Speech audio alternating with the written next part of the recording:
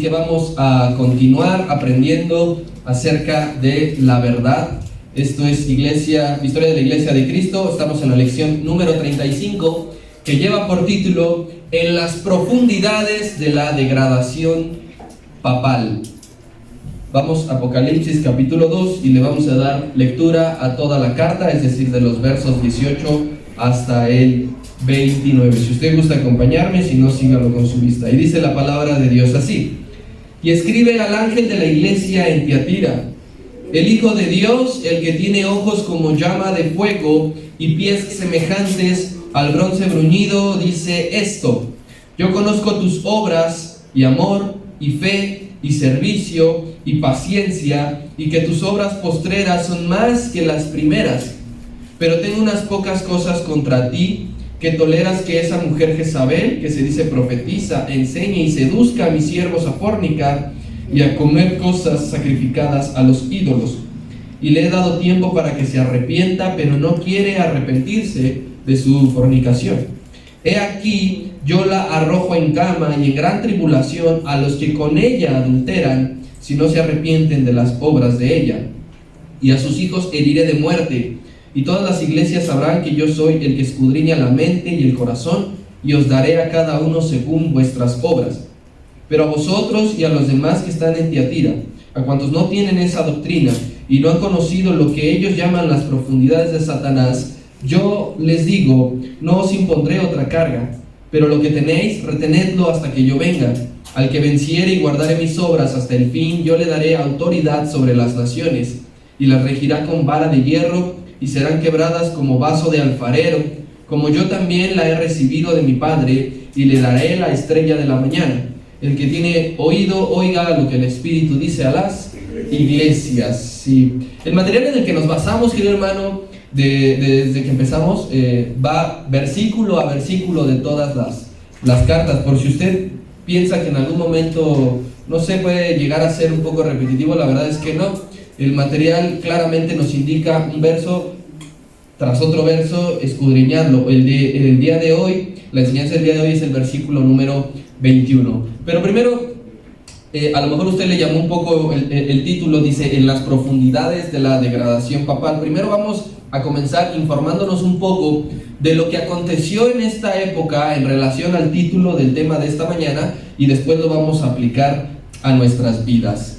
Querido hermano, todos los errores que hemos mencionado, todos los errores que hemos dicho, que se han visto a lo largo de este tiempo, de este material, tienen un representante, que a su vez este representante es el máximo practicante de estos pecados, de estos errores. Y no me refiero a Satanás. Todos sabemos que detrás de estas falsas doctrinas, sí, se encuentra Satanás, pero me estoy refiriendo al Papa, ¿no? A este personaje, que es el máximo representante y el máximo practicante de todos estos errores, de todos estos pecados. Los papas son los primeros en ser engañados. Ellos son los primeros en ser engañados por Satanás, pero después ellos engañan y pervierten a la gente por medio y a través del sistema de Jezabel que gobierna en el mundo. Entonces, Satanás controla las mentes, él tiene un representante humano aquí en la tierra que es el Papa, y él se encarga de engañar constantemente a la gente de manera de seguirla sometiendo, y así es como ha perdurado este sistema por muchos años. Los papas han sido, querido hermano, todo menos unos representantes de Cristo.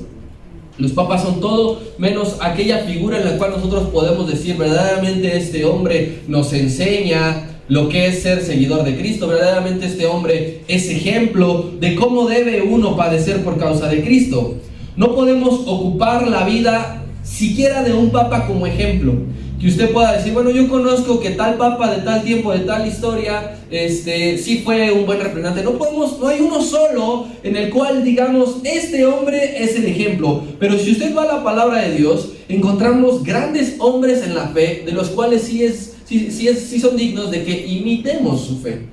Cualquiera, de cualquiera, desde Abraham, desde Abel, desde Enoc, desde Moisés, desde Noé, desde el que usted me diga, ahí sí podemos decir claramente, recuerda en la historia de Noé cómo sucedió esto, recuerda en la historia de Pablo cómo sucedió eso, pero nosotros no podemos ocupar la historia de un solo papa como para decir, y recuerda lo que hizo el tal papa de tal año para que aprendamos.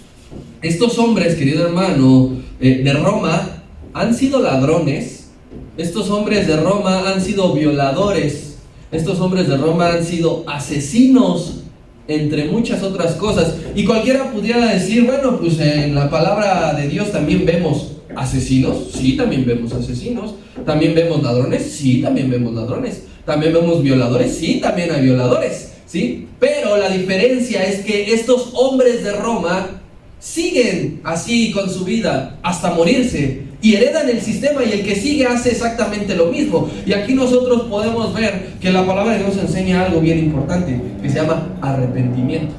Sí, y a pesar de que los hombres de la Biblia también se han equivocado, también nos enseñan que el arrepentimiento es la base de todo para poder cambiar. Y es ahí donde nos estamos fijando. ¿Sí? En este periodo de la iglesia de Teatira, querido hermano, que duró exactamente 894 años, por eso le digo que es el más largo, en todo este periodo hubo un total de 152 papas en el poder. Ahí podemos dividir, unos duraron mucho más tiempo, otros duraron muy poco, pero en casi 900 años hubo más de 150 papas. Ellos, los papas, son los principales que le han enseñado a la gente a lo largo de la historia y por todo el mundo a fornicar en un contexto espiritual. Por todo el mundo hay representación católica, por todo el mundo hay representación papal, y son ellos quienes les enseñan a fornicar constantemente, teniendo una infidelidad para con Dios. ¿Cómo es esto? Pues a través de otras creencias. Y como nos dice aquí la carta, a través de comer cosas sacrificadas a los ídolos. Esto es en un sentido espiritual, sí, literal, perdón, pero sobre todo en un sentido espiritual. Porque ¿cómo le enseñan a la gente a comer cosas sacrificadas a los ídolos? Por medio de su ambición, por medio de su lujuria, por medio de su idolatría. Eso es como le enseñan a la gente a comer cosas sacrificadas a los ídolos, y eso hace que la gente fornique espiritualmente para con el único Dios verdadero. Yo le traigo, por ejemplo, la primera imagen para que usted se dé cuenta lo que es una fornicación espiritual. ¿Qué es eso? ¿Sí? ¿Qué es? El Papa, el representante, y usted no son personas normales, son líderes religiosos, ¿sí? Entonces, él se reúne con todos los líderes religiosos de muchas creencias, ¿sí? Y ellos tratan de transmitir un mensaje de unión, de paz, de colaboración humana, pero en realidad lo que está haciendo este hombre es enseñar a la gente a fornicar, a comer cosas sacrificadas a los ídolos, porque ninguno de ellos reconoce abiertamente que el único Dios verdadero es Jehová de los ejércitos, sino que ellos se dedican simplemente a unir, ¿sí?, sus creencias en pro de la humanidad. Eso se llama humanismo, ¿sí? No se llama arrepentimiento. No se llama llevar por el camino correcto a la gente. No se llama enseñar el camino de la salvación. No, se encargan de nada más transmitir un mensaje de unión momentánea. Esto es fornicación espiritual. Querido hermano, lo más fuerte de todo esto que nosotros estamos estudiando, que vemos actualmente, porque ese es el actual Papa, ¿sí? Y así sucesivamente todos los papas han reunido con diferentes líderes, pero esto es lo más actual. Lo más fuerte de todo es que, como dice la palabra que lo acabamos de leer, es que está profetizado que a pesar de su gran maldad, a pesar de que ellos saben que no están haciendo lo correcto, a pesar de que ellos saben que están engañando a la gente, que se ha desviado su corazón, dice que no querrán arrepentirse. Eso es lo más grave de todo. Si usted sabe que robar no está bien y roba, usted sabe que debe de arrepentirse. Pero si a pesar de que saber que no está bien y que debe arrepentirse, no se arrepiente, es todavía peor, es todavía más grave. Mire, vayamos a ver lo que dice la palabra acerca de este tipo de personajes, acerca de este tipo de hombres. Vaya a la epístola de Judas, ¿sí?, que es un par de hojitas más adelante e identifique el versículo número 16. Así la palabra de Dios. Estos, habla de falsas doctrinas y maestros, dice: estos hombres son murmuradores, estos hombres son querellosos, andan según sus propios deseos, y cuya boca habla cosas, ¿cómo son? Infladas, adulando a las personas únicamente ¿para qué? Para sacar provecho. Esto no es nada más refiriéndose a aquellos que enseñan el evangelio torcidamente, sino también a este tipo de personajes, ¿sí? Que ellos únicamente van donde su deseo de su corazón, su deseo sexual, su deseo económico los lleva, engañando a la gente, sin importar que muchas almas se pierdan. Cuando ellos tengan que dar cuentas, no van a dar cuentas nada más de su vida, van a dar cuentas de todas las almas que arrastraron y que no permitieron que conocieran verdaderamente la verdad. Por eso es que estos hombres, esto es muy grave lo que Dios les dice, lo que Cristo les dice a los de Tiatira. A continuación, querido hermano, entonces, en relación, como le decía con el título de esta mañana, le voy a presentar algunos casos de líderes, de papas, del periodo de Tiatira, de cómo y hasta qué punto llegó su degradación, ¿sí? Vamos a comenzar con el primero, que es ese. ¿Sí ve usted o apago la luz? Sí, se ve bien, bien. Este es un caso bastante peculiar, particular, ponga usted demasiada atención, ¿sí? Allí dice que se llama Juan VIII, ¿sí? De acuerdo. Este estuvo en el periodo del 854 al 856, es decir, solamente 2 añitos. Es un caso bien sorprendente, ponga atención. El nombre real de este personaje era Inés de Mangucia, ¿sí? Yo hasta hace poco creía que el nombre de Inés únicamente era aplicable a mujeres, pero el señor que me vende los libros en el centro siempre me había dicho que se llamaba José, pero la semana pasada me dijo que se llamaba Inés, ¿sí? Entonces digo, no, le sigo diciendo don José. Casi. Se llama Inés de Mangucia. Y sí, como usted puede estarlo deduciendo, Roma tuvo una papa mujer. Que esto puede ser sorprendente porque no teníamos conocimiento de que algo pudiese ser. Es más, no sé ni cómo expresar, o sea, si es un papa mujer o una papa mujer, para no confundirlo con la verdura. Pero lo que sucede es que esta mujer, esta persona, y sí, como dice la hermana, se ve claramente su rostro, sí, que es mujer, pero esta persona se hizo pasar por hombre por mucho tiempo. Las mujeres ingresaban también al convento. Aquí en México tenemos el caso de Sor Juana Inés de la Cruz, ¿sí? Que pasaba físicamente como un hombre, un aspecto como un hombre, pero esta mujer llegó a ser papa. Ocupó sus mañas, sus artimañas, hasta el punto de llegar a ser papa. Nadie se había dado cuenta que era mujer, nadie. Pero después de 1 año y medio, ¿qué creen que fue lo que sucedió? Salió embarazada esta persona, salió embarazada de un siervo suyo. No sé si fue un monaguillo, no sé quién fue, pero al fin y al cabo terminó cediendo ante su deseo carnal, ¿sí? Ella salió embarazada, y es allí cuando pues se dan cuenta que era mujer, ¿sí? Después de 1 año y medio de ser papa. Ella obviamente casualmente muere dando a luz, es decir, muchos creen que la mataron allí mismo.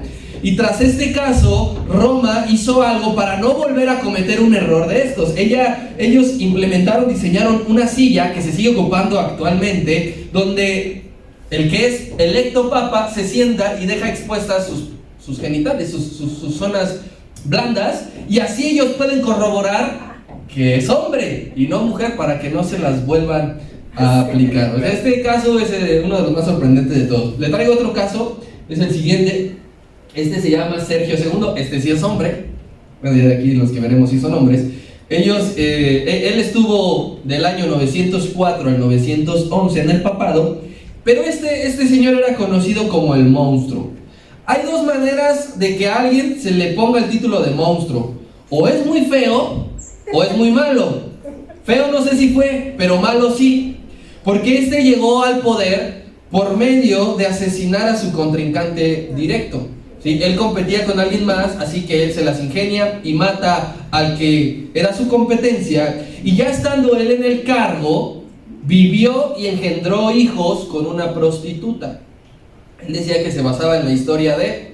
¿Quién fue el profeta que vivió con una prostituta? Oseas. Entonces, él vivió con una prostituta y engendró hijos, pero ¿qué sucede? ¿Los sacerdotes se dan en casamiento? ¿Los papas tienen mujer? ¿No? Entonces, aquí rompe pues la ley divina que ellos creen. Siguiente, Bonifacio. Bonifacio VII, él estuvo del 984 al 985, o sea, un añito. Él estranguló al papa que estaba antes. Antes de él, lo agarró así como Eugenio Derbez y óigame, me ahorcó, pero a este sí lo ahorcaron bien feo. Y fue descubierto robando grandes cantidades de dinero. Sí, el buen Boni. Después viene el último, que se llama Inocencio. Él estuvo del 1198 a 1216. Y este tal Inocencio fue todo menos lo que dice su nombre. No fue inocente. Lo que hizo primeramente él fue prohibir leer la Biblia en el idioma donde se encontraba tal o cual pueblo. Es decir, que en Roma no podían leer la Biblia en idioma latín, que no sé, en Egipto no podían leer la Biblia en su idioma, y así para que ellos no conocieran el contenido, para que ellos no entendieran lo que se estaba leyendo. Si usted, por ejemplo, alguna vez ha ido a la católica, recordará que tienen frases en latín y muchas personas no saben ni lo que está diciendo ese hombre. Este mismo Inocencio hizo aquello, pero con todos los idiomas que se encontraban en las respectivas ciudades. Hablaban o la leían en todos los idiomas menos en el propio. Y lo más importante que hizo, y usted sí lo reconocerá, es que instituyó a la Inquisición, que también es parte de nuestra historia universal. Cuando implementa la Inquisición, llevaba a muerte a todos los que le llevaban la contra, sean científicos, sean personas, sean de otras creencias, y aproximadamente mató a 1 millón de personas. 1 millón de personas en este tiempo es demasiado. Actualmente podríamos decir, bueno, 1 millón de personas le quitamos a México, pues ojalá para que el metro vaya más vacío. Pero en ese tiempo, 1 millón de personas era demasiada gente. Entonces este tal Inocencio hizo esto. Estos son algunos casos, querido hermano, pero hay mucho más. Yo le traje 4 de 152, imagínate. Y no se lo digo yo aquí parado como si yo fuera perfecto y no tuviera ese error. Yo no estoy aquí parado como si usted que está ahí sentado o usted que está atrás de la pantalla no tuviera errores, porque estas personas se pudiesen defender y pudiesen decir, ¿y ustedes muy perfectos? No lo estamos diciendo en este sentido. Pero estos personajes fueron los que pervirtieron y son los que pervierten a la iglesia. Estas personas eran los que en ese momento se decían representar a Cristo. Y por eso es que a raíz de eso que sucedió durante ese tiempo y que actualmente, por eso es que sucede lo que a continuación nos enseña la epístola a los Romanos capítulo 2. ¿Por qué escribió esto el apóstol Pablo? Por casos como estos, de los cuales usted y yo también debemos de cuidarnos. Epístola a los Romanos capítulo 2 versículo 24. Y dice la palabra del Señor, porque como está escrito, el nombre de Dios es blasfemado entre los gentiles por causa de ustedes. Por causa de estos hombres que se dicen representantes de Cristo, la gente blasfema el nombre ¿de quién? De Dios. Porque al conocer toda su historia, al conocer sus secretos, al conocer cosas ocultas, la gente inmediatamente comienza a blasfemar el nombre de Dios. Si se quedara nada más en blasfemar mi nombre, sería justo, sería lo correcto, porque el que se equivocó soy yo, no Dios, ¿de acuerdo?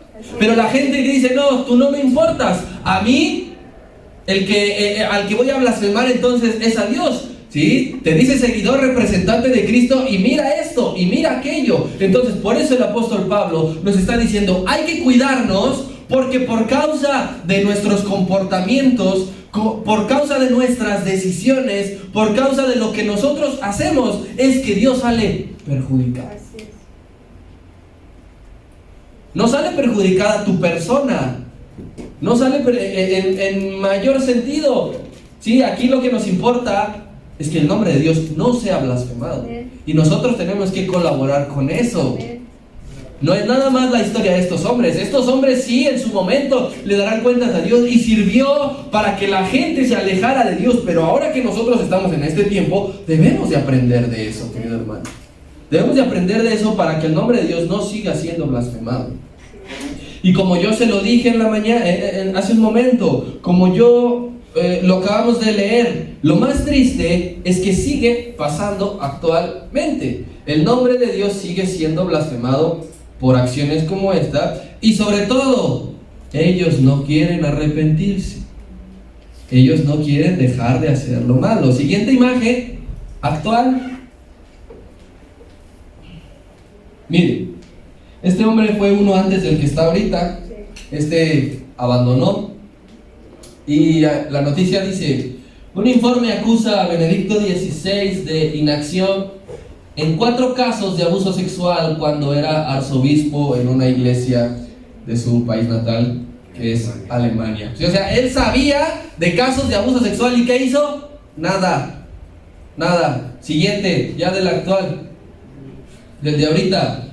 Dice: escándalo llega hasta los dineros de Francisco. El dimitido cardenal Giovanni Angelo habría acusado fondos de donaciones de los fieles para financiar la compra de inmuebles en la ciudad de Londres, entre ellos uno con valor de 350 millones de euros.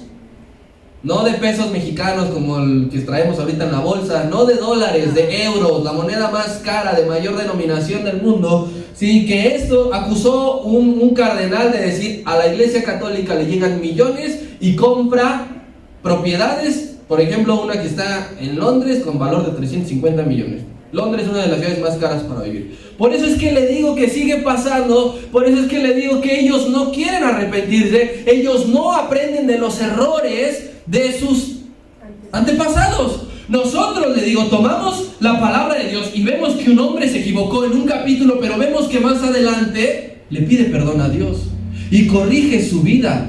Esa es la pequeña gran diferencia entre unos y otros. ¿Y cómo se llama? El arrepentimiento. Por eso es que dice en el versículo 21, donde nosotros nos vamos a estacionar, que ellos no quieren arrepentirse. Ellos siguen sin querer arrepentirse. Y mire, oportunidades hay. Si usted dice: es que no tuve la oportunidad, mentira, oportunidades hay, y no solo una. Dios nos ofrece a nosotros muchas oportunidades. No puedo cuantificárselas porque a lo mejor a mí me da 300 y a usted le da 500. Pero de que nos da muchísimas oportunidades a todos para poder arrepentirnos. Tiempo también hay. Para arrepentirse hay un tiempo, querido hermano. Estas personas tuvieron oportunidades de arrepentirse, muchas. Tienen oportunidades, muchas. Tienen tiempo de arrepentirse, sí lo tienen. Pero ellos dicen: no quieren. Simplemente no quieren dejar aquellas prácticas. No quieren dejar de abusar de niños. No quieren dejar de engañar a la gente. No quieren dejar de ingresar millones de dólares o de pesos o de euros. No quieren. Usted y yo, si cometemos algo que no está bien, aquí la cosa es que tú te preguntes: ¿quieres dejarlo o no quieres dejarlo? Ya sé. Si no quieres dejarlo, si tú no quieres dejarlo, mira que puede venir el mismísimo apóstol Pablo a predicarnos y no lo dejaremos, porque eso nace de aquí. Pero si tú quieres dejarlo, Dios te dará las oportunidades y el tiempo para arrepentirte. Profeta Isaías, capítulo 26. Se mostrará piedad al malvado, tiempo. Pero ¿qué dice?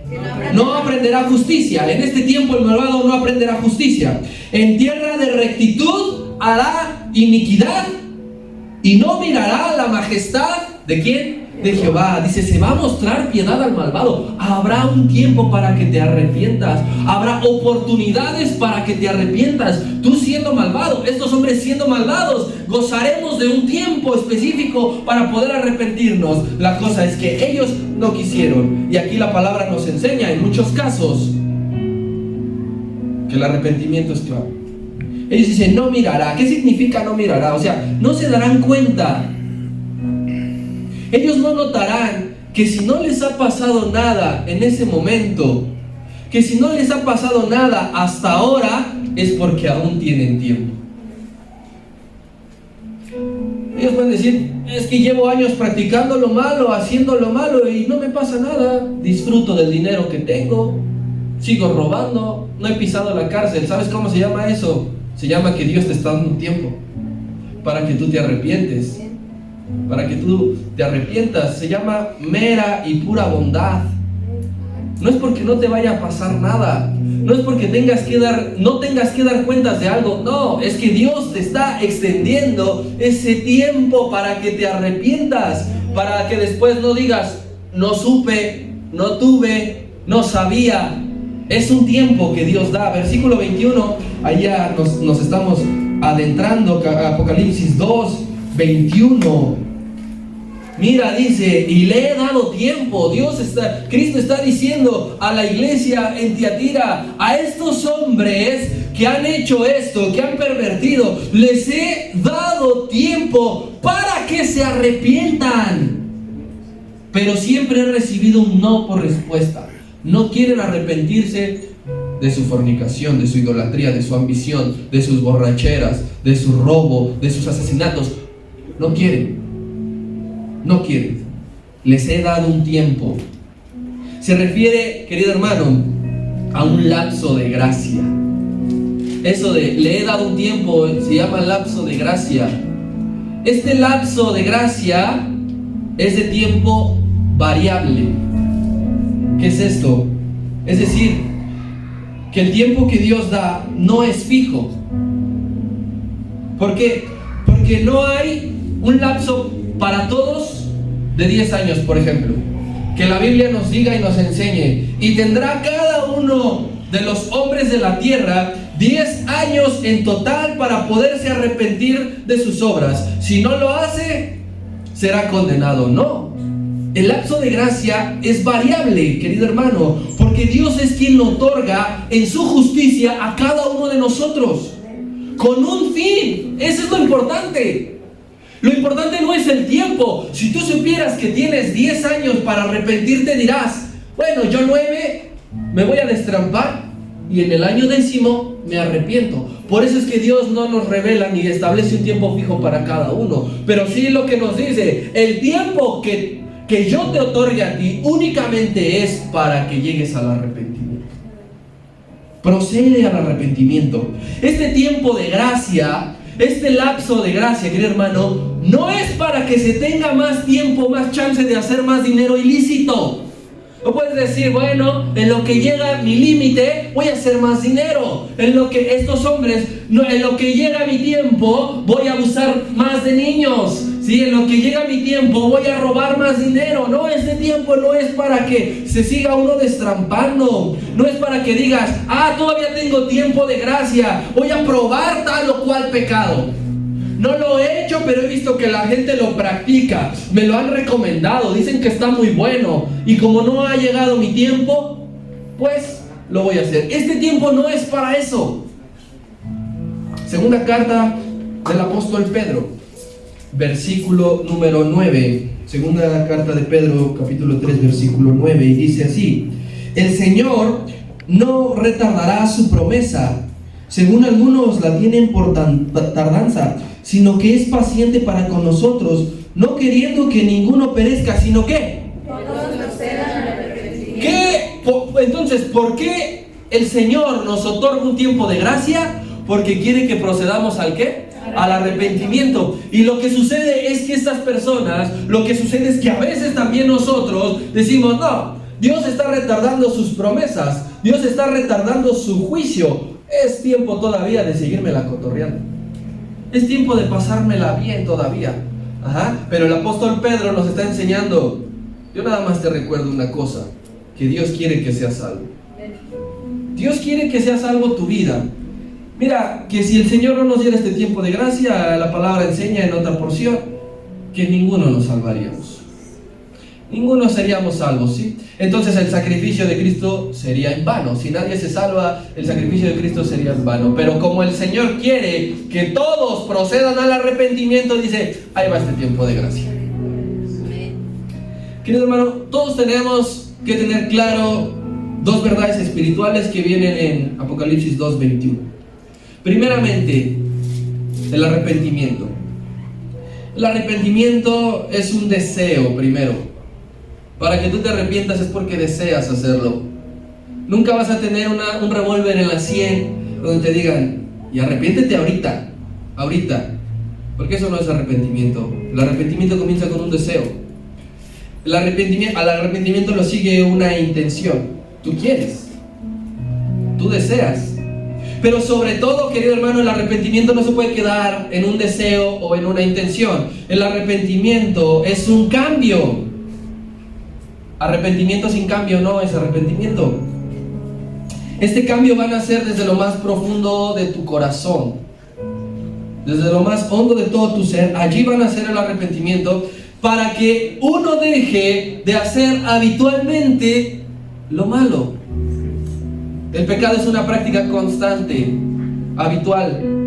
Entonces el arrepentimiento es que este cambio produzca dejar de hacer lo que habitualmente uno estaba haciendo. Estos hombres robaban no sé cada cuándo. Estos hombres piden niños no sé cada cuándo. Estos hombres matan personas no sé cada cuándo. Nosotros, tú y yo, hacemos lo que hacemos cada cuándo. Verdaderamente ha sido arrepentimiento. Porque recuerda, Dios está presto para perdonar, porque estamos dentro del tiempo. Pero llegará un momento en el que ya no suceda. El sentimiento que se presenta, querido hermano, inmediatamente después de haberse equivocado. A ver, ¿aquí quién se ha equivocado? Levanta su mano. Ok. Entonces todos sabremos que después de haberse equivocado hay un sentimiento inmediatamente, sea lo que sea, ¿ok? Pero si después de que nos equivocamos y después de que viene ese sentimiento, tiempo después se desvanece para volver a cometerlo, no fue arrepentimiento. Se llama culpabilidad nada más. El arrepentimiento no se queda en una culpa, ¿sí? Porque de momento dice, ¿quién la regué? Pero al día siguiente volvemos. No fue arrepentimiento, fue culpabilidad, ¿sí? El arrepentimiento, querido hermano, es esencial para tener una relación con Dios. Sin arrepentimiento no se puede tener relación con Dios. Si tú dices, he perdido mi relación con Dios, te has arrepentido. El arrepentimiento es esencial para ser salvos. Ningún salvo que no se haya arrepentido no llegará al cielo. Ninguno. Sí, si tú le preguntas cuando estemos en el cielo, al que sea, a tu lado, al chino, al coreano, al etíope, oye, ¿te arrepentiste? No. ¿Y cómo es que estás aquí? Imposible que eso suceda. Pero le preguntas al mexicano, al gringo, al veneco, y le dices, perdón, no puedo decir veneco. Un paréntesis, ¿no? Una vez, yo sabía que así se les dice a los venezolanos, ¿no? Y una vez fue una venezolana a comprar a la tienda y le dije, usted es veneca. Bueno, o sea, la insulté sin saber yo. Veneco es como si le dijera indio. Y así me dijo, ¿a vos querás que te diga indio? Entonces no le diga veneco a un venezolano nunca, por favor. Pero si usted le puede preguntar al que sea de los salvos si se ha arrepentido y le dice, sí, es por eso que está en el cielo, porque se arrepintió. Hebreos, epístola a los Hebreos, capítulo 12. Seguid la paz con todos y la santidad, sin la cual, ¿qué? Para poder llegar a ser santo, ¿qué se necesita? Arrepentimiento. O sea, sin arrepentimiento, en otras palabras dice aquí, sin arrepentimiento nadie podrá ver al Señor. Sin arrepentimiento no puedes tener una relación con Dios. Sin arrepentimiento no podrás ser salvo. Entonces, aquí lo que nos enseña Apocalipsis 2:21 es que el Señor te ofrece un tiempo para arrepentirte, no para que le des rienda suelta. Ahora, el otro concepto, Como tal, no viene en el versículo que estamos leyendo, pero se puede entender. La gracia. Primera, verdad espiritual, el arrepentimiento. Segundo, la gracia. Tú sabes que la gracia es un regalo que no te mereces, que no nos merecemos, pero aquí hay un complemento. La gracia es un regalo inmerecido en un tiempo exacto. Dios te va a dar el tiempo exacto para que procedas al arrepentimiento. Un tiempo que no nos merecemos. Un tiempo que cualquiera, usted y yo somos padres o quien sea en algún momento, llega un tiempo en el que debes de castigar a tu hijo porque ya te exasperó, porque ya se equivocó tanto, porque ya la regó tanto que es necesario el castigo. ¿Sí? Pero Dios, a pesar de todo eso, nos extiende un tiempo inmerecido. El regalo de gracia inmerecido. Si alguien, querido hermano, está consciente, sabe que la gracia no tiene un tiempo definido, no sabe cuándo ni dónde, no sabe hasta cuándo y hasta dónde. Y por eso nos confiamos. No sabemos hasta cuándo y hasta dónde. Pero yo sí te digo una cosa, querido hermano, que no es por ti, la gracia no se compra. Así es.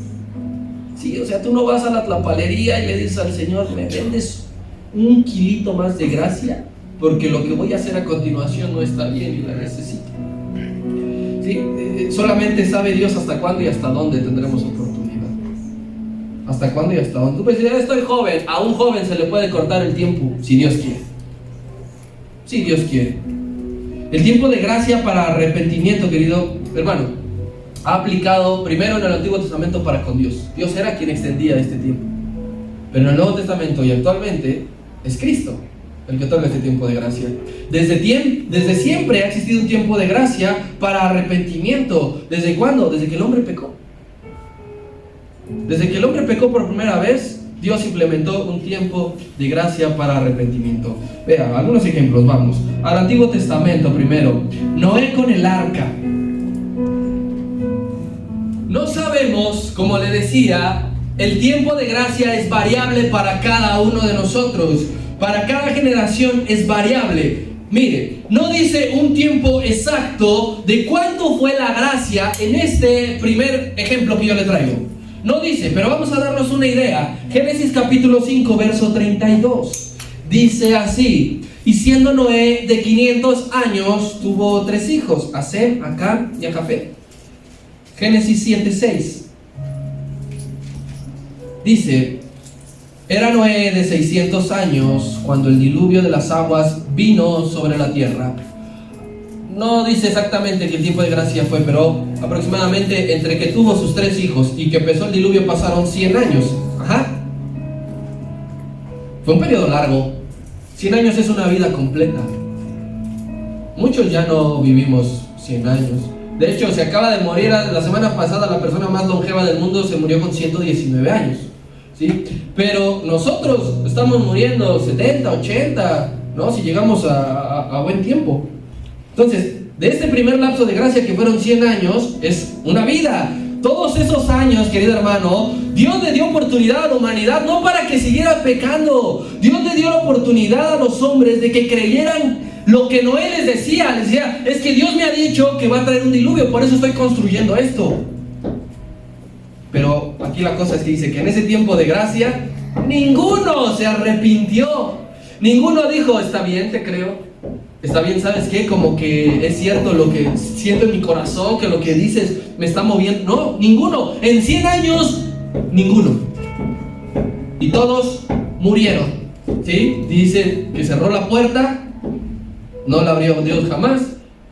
Y durante 1 año estuvo Noé dentro del arca para volver a empezar. ¿Sí? Este es un tiempo de gracia.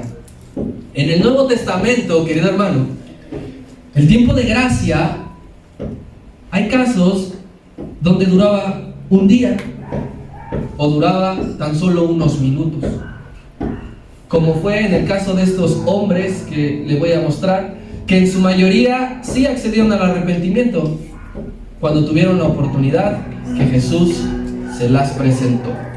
Ve conmigo al Evangelio de Lucas 19.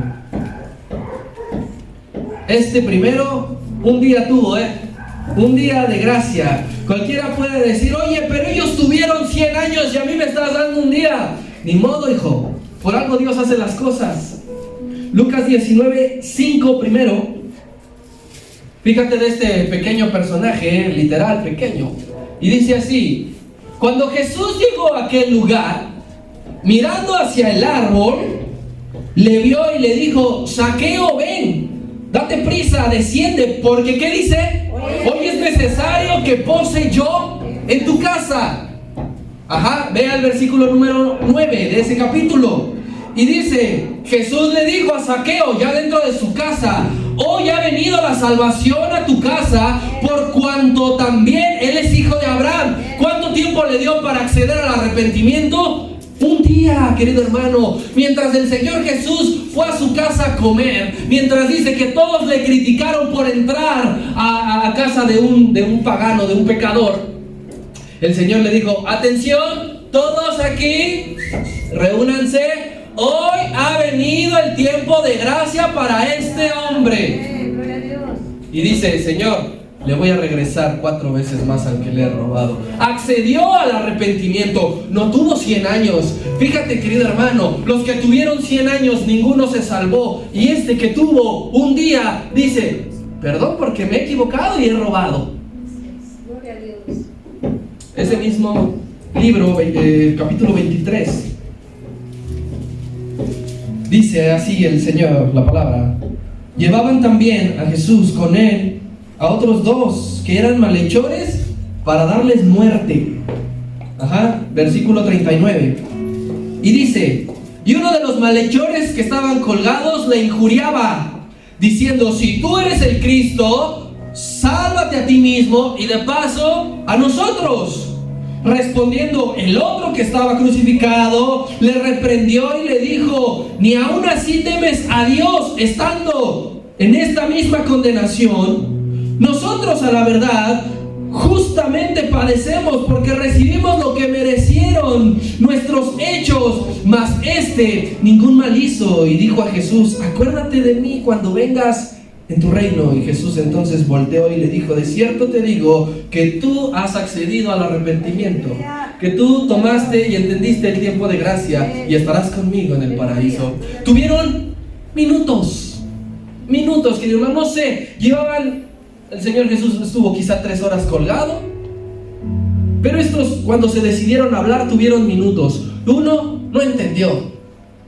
Uno todavía aprovechó el último tiempo para seguirla regando. Lo que hicieron estos hombres, lo que a veces nosotros hacemos para seguirla regando. Y le dijo: si tú eres el Cristo, demuéstralo, bájate. Y el otro: cállate, yo sí quiero acceder al arrepentimiento, acuérdate de mí.